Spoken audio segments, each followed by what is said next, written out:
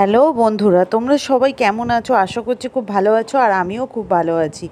দেখো, এখানে ছোলার ডাল বেটে নিয়েছি, এতে নুন, হলুদ আর একটু কালো জিরে দিয়ে ভালো করে পেস্ট করে নিয়ে এরমভাবে ডুমো ডুমো করে নিলাম। আর দেখো, কড়াইতে তেল গরম করে আমি কিন্তু বড়া শেপে এগুলোকে ভালো করে ভাজার জন্য তেলে দিয়ে দিচ্ছি।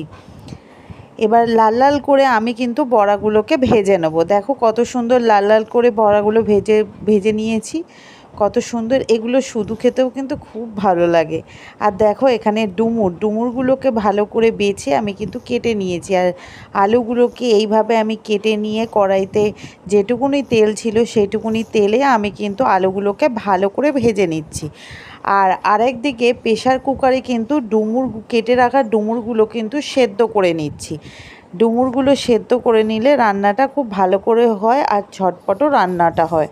আর যেহেতু আমার বাড়িতে সবাই কাজে বেরোবে, তাই জন্য আমাকে রান্নাটা তাড়াতাড়ি করতে হবে বলে আমি কিন্তু প্রেশার কুকারে সেদ্ধ করে নিলাম। আর অবশ্যই প্রেশার কুকারেই ডুমুরটা সেদ্ধ করা হয়।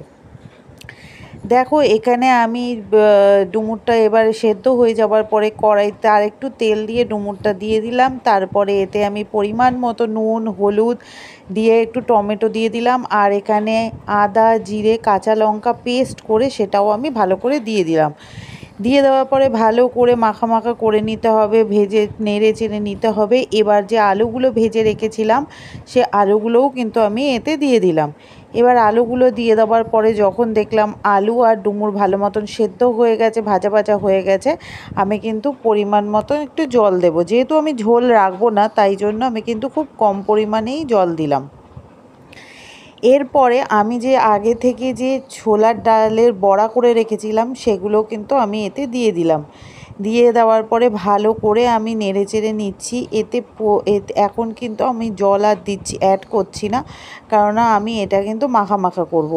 এরপর দেখো, এখানে আমি একটু চিনি দিলাম। অনেকেই ভাববে যে চিনি তরকারিতে, হ্যাঁ, আমরা একটু চিনি মিষ্টি মিষ্টি খেতে খুব ভালোবাসি, তাই জন্য এতে কিন্তু একটু চিনি দিয়ে দিলাম। এবার তোমরা বলবে যে চিনির পরিমাণটা অনেকটাই বেশি। হ্যাঁ, আমার পরিবারের সবাই একটু মিষ্টি বেশি খেতে পছন্দ করে। আর একটুখানি সামান্য পরিমাণে জল দিয়ে দিলাম, যাতে একটু গামাখা হয়, কারণ গরম গরম ভাত দিয়ে খেতে হবে। তো ভাতের সাথে খাওয়ার জন্য একটু তো কাই থাকা দরকার না, তাই জন্য আমি কিন্তু একটু সামান্য পরিমাণে জল দিয়ে দেবো। হ্যাঁ, এবার দেখো একটা জিনিস দেবো, সেটা হচ্ছে ময়দা ছড়িয়ে দিলাম। ময়দা ছড়িয়ে দিলে কি হবে বলো তো বন্ধুরা, এতে যে বেশি পরিমাণে জল ছিল সেই পরিমাণটা তো থাকবেই অবশ্যই, কিন্তু একটু গামাখা হয়ে যাবে। আর দেখো, তারপরে আমি এতে শাহি গরম মশলা দিয়েছি। আর তারপরে নামানোর আগে আমি কিন্তু একটু ঘি দিয়ে দিলাম। ব্যাস, তৈরি হয়ে গেল আমার ডুমুরের নিরামিষ তরকারি। তোমরাও বাড়িতে করে খেও, আশা করছি করে তোমরা অনেকেই খাও। আর এটা শরীরের জন্য কিন্তু খুবই উপকার, খেলে খুব ভালো হয়। আর তোমরা কিন্তু অবশ্যই করে খেও।